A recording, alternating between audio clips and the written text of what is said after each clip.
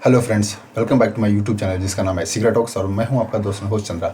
चलिए देख लेते हैं मार्केट कल कहाँ ओपन हो सकता है, किन किन स्टॉक्स में हम ट्रेड कर सकते हैं बैंक निफ्टी और निफ्टी के अलावा। तो सबसे पहले मैं आपको दिखाऊंगा निफ्टी का चार्ट। निफ्टी के चार्ट में आप देखेंगे निफ्टी ने आज बहुत ज़्यादा बियरिशनेस दिखाई सुबह के टाइम पे और इंटरवल के बाद काफ़ी ज़्यादा ड्रामा क्रिएट हुआ और निफ्टी बैंक निफ्टी और सारे के सारे शेयर शूट अप करने लग गए। पता नहीं क्यों, क्या न्यूज़ आई है वो तो शाम तक ही हमें पता चलेगा कि क्या न्यूज़ आई है। लेकिन निफ्टी अगर आप देखेंगे पूरा का पूरा जो उसने बियरिशनेस थी उसको वाइप्ड आउट कर दिया और पूरा का पूरा 200 पॉइंट्स ग्रीन में बंद हुआ। और वैसे ही bank Nifty 330 points gap up बंद हुआ है। अब देख लेते हैं कि निफ्टी कहाँ पर खड़ा है। अगर आप देखेंगे निफ्टी अपने रेसिस्टेंस जोन पे खड़ा है, तो ये काफ़ी अच्छा जोन है अपसाइड के लिए टारगेट लेने के लिए। तो अगर निफ्टी इस रेसिस्टेंस को तोड़ देता है और 17,350 के ऊपर जाना स्टार्ट करता है तो हम निफ्टी को बाई कर सकते हैं। हमें कोई कैंडल क्लोज होने का वेट नहीं करना है। बस शर्त ये है कि निफ्टी बहुत बड़ा गैप अप नहीं खुलना चाहिए, जो कि मुझे लग रहा है कि बहुत बड़ा गैप अप खुल सकता है निफ्टी, यानी 17,350 के ऊपर गैप अप खुल सकता है। क्यों?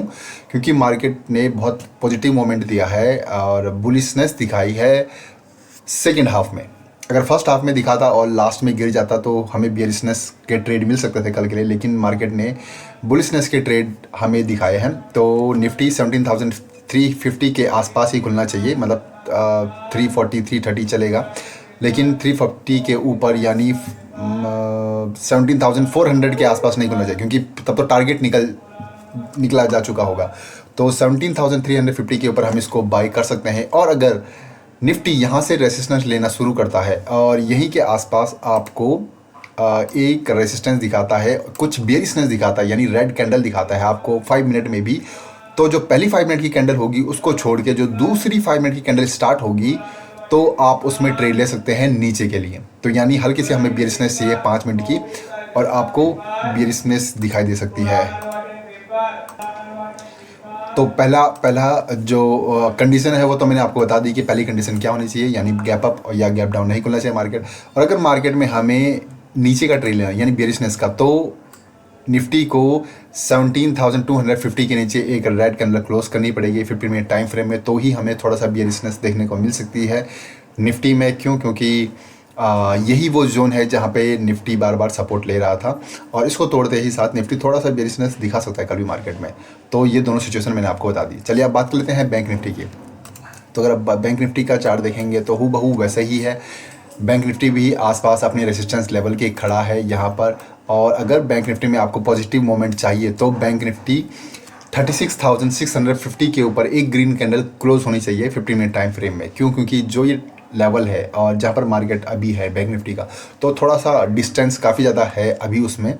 तो अगर इसके ऊपर ग्रीन कैंडल क्लोज हो जाती है तो हमें बहुत बढ़िया होगा कि बैंक निफ्टी में भी पॉजिटिव मोमेंटम मिल सकता है। वरना जहाँ पर अभी मार्केट बंद हुआ है बैंक निफ्टी का, वहाँ से ऊपर जाना स्टार्ट होता है तो भी हम ट्रेड ले सकते हैं, बट अनटिल अनलेस मार्केट बहुत बड़ा गैप अप नहीं खुलना चाहिए। तो आसपास ही खुलता है और 36,650 के ऊपर 50 मिनट कैंडल क्लोज देता है तो हमें अपसाइड का मार्केट मिल सकता है। फर्स्ट कंडीशन ये थी। सेकंड कंडीशन ये है कि 36,600 के आसपास मार्केट जाके वहाँ से एक बियरिशनेस दिखाता है, यानी 5 मिनट की एक रेड कैंडल क्लोज करता है नीचे के लिए। तो उसमें क्या होगा कि जब एक बियरिशनेस कैंडल दिखाएगा तो वहाँ पे हम ट्रेड इनिशिएट कर सकते हैं, स्कैल्पिंग भी कर सकते हैं। और पहली कैंडल बियरिश होगी यानी रेड कैंडल होगी 5 मिनट की, तो हम उसके नेक्स्ट कैंडल पे ट्रेड ले सकते हैं। और जैसे ही पहली वाली कैंडल क्रॉस हो जाएगी नीचे की तरफ, वैसे ही हमें ट्रेड इनिशिएट करना है। टाइमिंग बहुत सटीक होनी चाहिए आपके, तो ही आप बेयरिश ट्रेड ले सकते हैं और काफ़ी अच्छा मुनाफा बना सकते हैं पहले 15 मिनट में ही।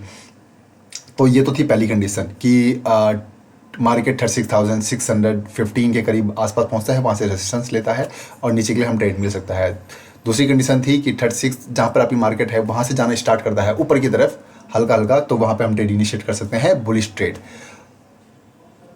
लेकिन जो थर्ड कंडीशन है, थर्ड कंडीशन मैं बता दूं आपको कि थर्ड कंडीशन ये है कि अगर बैंक निफ्टी इस लेवल के नीचे एक रेड कैंडल क्लोज कर देता है 50 मिनट टाइम फ्रेम में, यानी ये लेवल है 36,200 के आसपास, ये लेवल है 36,200 के लेवल ये आसपास है, और इसके नीचे मार्केट क्लोज कर देता है यानी 50 मिनट की कैंडल क्लोज कर देता है 50 मिनट टाइम फ्रेम में बियरिश कैंडल, तो हमें नीचे का ट्रेड भी मिल सकता है और 100 to 150 पॉइंट्स इजीली अचीव हो सकते हैं बैंक निफ्टी में।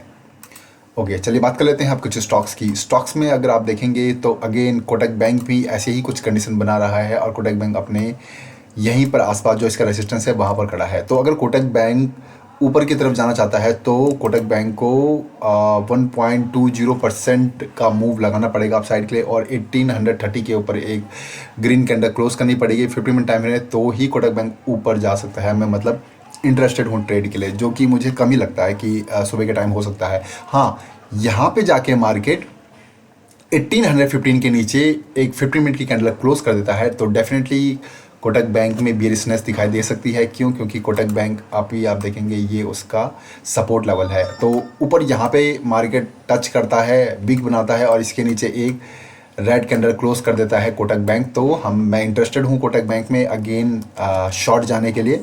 तो 1815 लेवल है, 1815 के नीचे मैं अगेन शॉर्ट जा सकता हूँ कोटक बैंक में। बात कर लेते हैं नेक्स्ट स्टॉक की। नेक्स्ट स्टॉक है हमारा TCS। TCS भी अगर आप देखेंगे रेसिस्टेंस के पास खड़ा है, ये उसका रेसिस्टेंस है।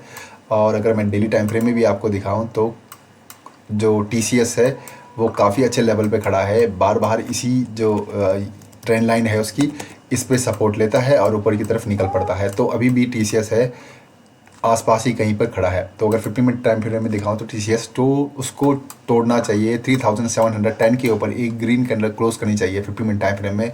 तो मैं इंटरेस्टेड हूँ TCS में भी और 1% का मूव मैं इजीली अचीव कर सकता हूँ इंट्राडे में। और पोजिशनल ट्रेड भी मैं इसको कन्वर्ट कर सकता हूँ, लेकिन पोजिशनल ट्रेड के लिए आपको स्टॉप लॉस थोड़ा सा ज़्यादा लगेगा, यानी 3.5% का इसको स्टॉप लॉस लगेगा, क्योंकि ये ट्रेंड लाइन चली आ रही है वो पोजिशनल ट्रेड के लिए काफ़ी ज़्यादा इंपॉर्टेंट है। तो TCS को आप इसके ऊपर चेस कर सकते हैं। अगर आप डेली टाइम फ्रेम में दिखाएंगे, ये ट्रेंड लाइन की मैं बात कर रहा था और इसके नीचे आपका स्टॉप लॉस होना चाहिए, यानी 3570 के करीबन आपका स्टॉप लॉस होना चाहिए, 3580 के करीबन। और ऊपर ट्रेड आप चलने दे सकते हैं TCS में। बात कर लेते हैं नेक्स्ट स्टॉक की। नेक्स्ट स्टॉक हमारे पास बजाज फाइनेंस। बजाज फाइनेंस में क्या खास है? बजाज फाइनेंस में अगर आप देखेंगे डेली टाइम फ्रेम में भी इसने ट्रेंड लाइन को ब्रेक कर दिया है और काफ़ी पॉजिटिव ट्रेंड लाइन को ब्रेक किया है, काफ़ी पॉजिटिव कैंडल बनाई है अपसाइड के लिए ग्रीन कैंडल। तो पोजिशनल ट्रेड भी आप इनिशिएट कर सकते हैं बजाज फिनसर्व में और इंट्राडे ट्रेड भी कर सकते हैं बजाज फिनसर्व में। कैसा ट्रेड? यानी 16,750 के ऊपर 750 के ऊपर अगर ये एक ग्रीन कैंडल क्लोज कर देता है। वो मैं क्यों कह रहा हूँ? क्योंकि अगर आप देखेंगे ये वो लेवल है जहाँ पर बजाज फिनसर्व काफ़ी टाइम से फंसा हुआ है और 750 का जो लेवल है 750 का ये लेवल है, ये आसपास।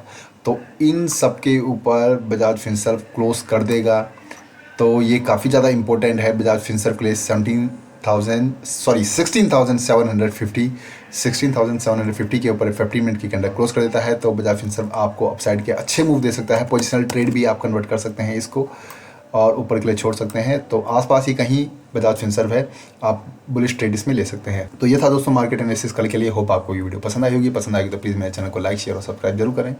तब तक के लिए हैप्पी ट्रेडिंग, गुड बाय।